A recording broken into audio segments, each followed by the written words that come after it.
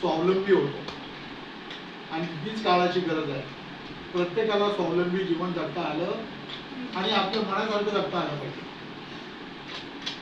नाही तर नवऱ्याला सांगितलं तेच करायला लागलं तर काय फायदा. प्रत्येकाला आर्थिक स्वातंत्र्य असलं पाहिजे. काय असलं पाहिजे? मला कानातले आवडतात, मी घेतले पाहिजे. नवऱ्यापुढे हात पसरायला नको. मला चेन आवडली, मला घेता आली पाहिजे. मला पुढे फिरायला जायचं मैत्रिणींबरोबर, मला फिरायला जाता आलं. आणि यालाच खरं जीवन म्हणतात.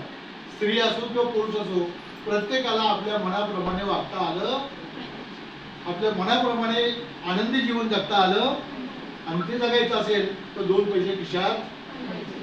आणि म्हणून त्याकरता व्यवसाय शिक्षण.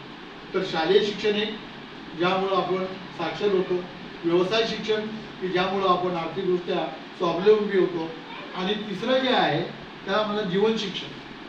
जेवण नाही, जीवन शिक्षण, लाईफ एज्युकेशन. जीवन शिक्षणामुळं माणूस संस्कारी होतो. काय होतो? आजकाल ग्रॅज्युएट भरपूर आहे, साक्षर भरपूर आहे, पण संस्कारी फार कमी आहे, नाही का?